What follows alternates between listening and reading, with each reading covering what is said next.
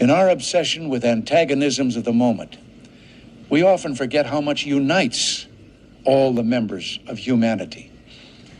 Perhaps we need some outside universal threat to make us recognize this common bound.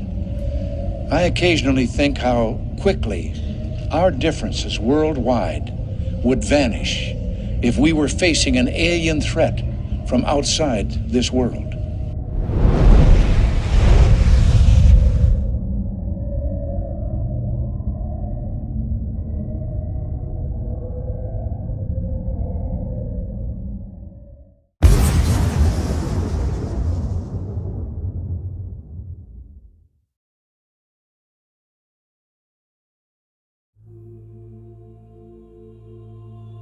In the early morning hours of August 12th and 13th, 1883, Mexican astronomer Jose Bonilla witnessed something extraordinary. While observing the sun through his telescope at the Zacatecas Observatory, he saw hundreds of strange objects pass across the solar disk. These were no ordinary objects. Each appeared surrounded by mist or fog, and many had dark tails. Bonilla would go on to photograph 447 of them, capturing what is now considered one of the first known photographs of unidentified flying objects. Jose Bonilla was a respected Mexican astronomer. He studied engineering and astrophotography in Zacatecas, Mexico City, and Paris. In 1882, he became the first director of the newly opened astronomical observatory in Zacatecas, now known as the Meteorological Observatory Zacatecas. On that August morning, Bonilla was preparing his telescope to study the sun when he noticed the strange objects. Using the collodion photographic process, an early method that required immediate development in a portable darkroom, Bonilla spent 3 hours and 25 minutes over the next 48 hours, capturing 447 ink photographs of the objects. Though the images were of low quality, Bonilla included detailed notes describing their behavior and appearance, helping to interpret what the photos showed. Bonilla described the objects as fuzzy or misty, and often noted dark tails, suggesting movement. The objects passed in groups of up to 20 at a time, each crossing the sun in under a second.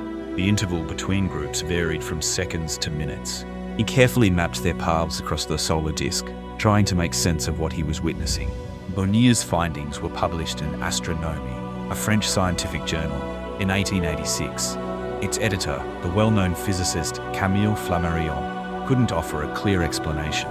He suggested the objects might be birds, insects, or dust near the telescope, but couldn't rule out other possibilities. For over a century, the event remained largely forgotten, until a 2011 study by Mexican astronomers Hector Mentarola, Maria Ramos Lara, and Guadalupe Cordero revived interest in the phenomenon.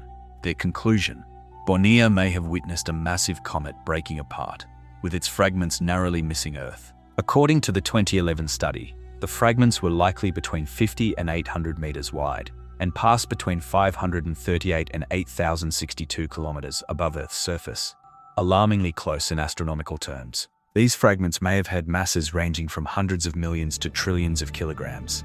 The entire parent comet might have weighed more than 8 times as much as Halley's Comet. Based on his recorded rate of 447 objects over a 3.5-hour window, Mentarola et al. Speculated, through a theoretical extrapolation, that if similar rates of object passage had continued uninterrupted for a 25-hour period, up to 3,275 fragments might have passed. Imagine 3,275 Bonilla-sized fragments hitting Earth over 2 days. According to Mentarola and his team, that would have been the equivalent of over 600,000 Hiroshima bombs, potentially an extinction-level event. One of the mysteries surrounding the event is why it was only seen in Zacatecas. Mentarola defended his theory by explaining that parallax made it so that only places along the same latitude as Zacatecas were able to witness the event, and that African and Asian civilizations on the same latitude did not have the means of observing this event at the time.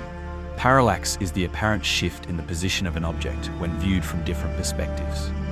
You experience this in everyday life when you hold out your finger and alternate closing one eye. Your finger seems to jump against the background. That jump is parallax. In astronomy, parallax is used to measure the distances to nearby stars. As Earth orbits the Sun, our viewpoint changes. This shift causes nearby stars to appear to move slightly against the background of more distant stars. Still, critics have raised valid concerns. American astronomer and science communicator Phil Plait, best known for his Bad Astronomy blog, remains skeptical of the comet theory. Plait argues that there were no reports of accompanying meteor showers, even though the Perseids meteor shower should have been active at the time. Plait suggests that more evidence is needed before accepting the comet hypothesis, and emphasizes that extraordinary claims require extraordinary evidence. For now, the true nature of what Bonilla saw remains a mystery. The Bonilla observation is a unique and eerie moment in the history of astronomy. Whether it was birds, dust, a fragmenting comet, or something else entirely, the possibility that Earth may have narrowly escaped an extinction-level catastrophe in 1883 is both humbling and chilling. It's also a reminder of how fragile our planet is in the vastness of space and how much we still have to learn.